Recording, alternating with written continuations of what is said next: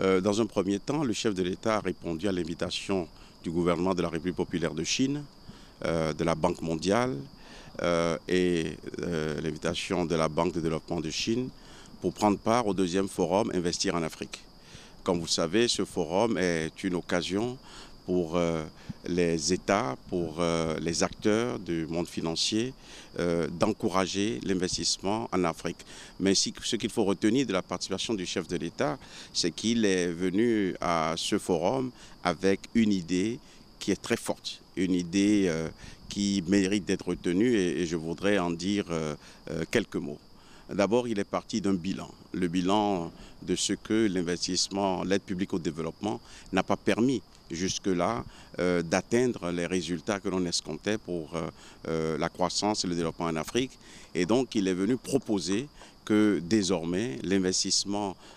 productif rentable soit utilisé comme solution pour changer la situation sur notre continent. Effectivement, à la suite de ce qu'il avait déclaré à Nairobi lors de sa participation à la 6e TICAD, le président Talon a clairement indiqué que sans investissement structurant rentable sur notre continent, nous ne réussirons pas à combattre la pauvreté, nous ne réussirons pas à créer les conditions d'une vie agréable, les conditions d'une vie soutenable pour nos compatriotes et nos citoyens. Donc je crois qu'il faut retenir de cela cette idée de la nécessité pour les partenaires, pour le secteur privé, pour le secteur public, d'investir massivement en Afrique, d'investir des ressources qui nous permettent d'avoir des programmes et projets qui sont structurants. Ça, c'est la première idée qu'il faut retenir et qui est importante. Le second temps de la visite du travail du président dans ce pays, c'est, comme on est maintenant habitué, ce dynamisme dont il fait preuve. Il a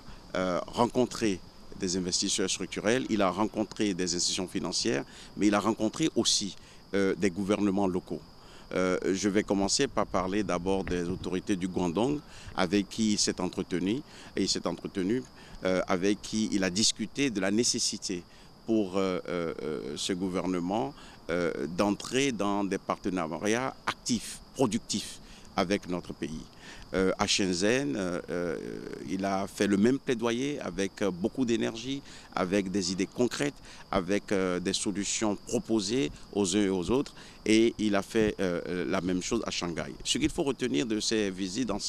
ces provinces, c'est que le chef de l'État a réussi à convaincre nos partenaires de la nécessité pour nous de coopérer autrement. Coopérer autrement veut dire accepter de nouveaux schémas de financement,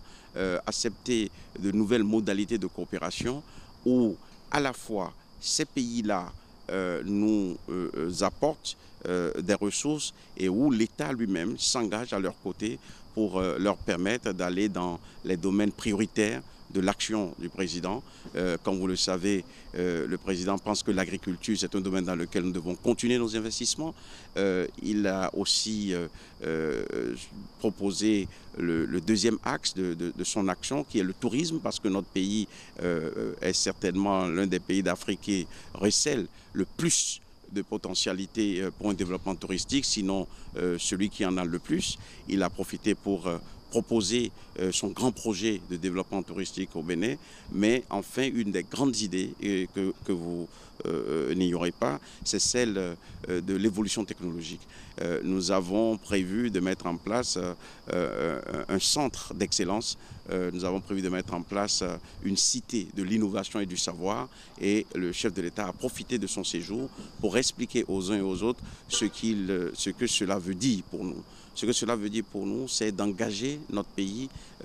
dans l'avenir, c'est de l'engager dans une dynamique qui l'arrime au monde, dans une dynamique qui lui fait faire des progrès. Donc, d'une manière générale, l'idée des financements structurants rentables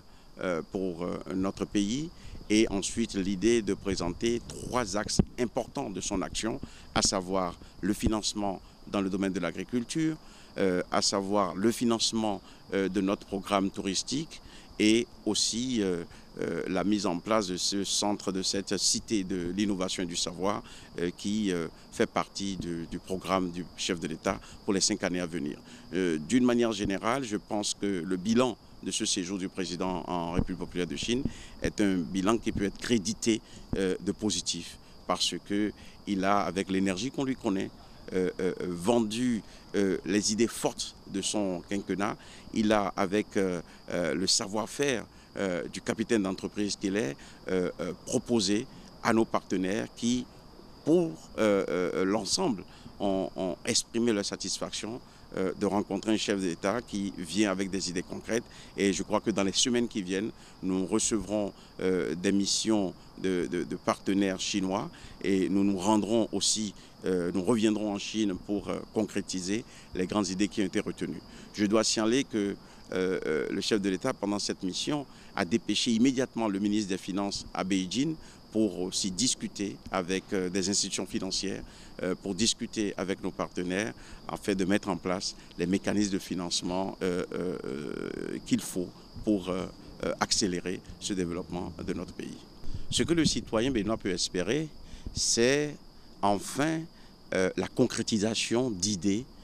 c'est enfin des solutions appropriées, des solutions adaptées à nos besoins de financement, des solutions qui permettent de transformer profondément notre pays. Peut-être que d'ici la fin de l'année, on ne verra pas encore cette transformation profonde, mais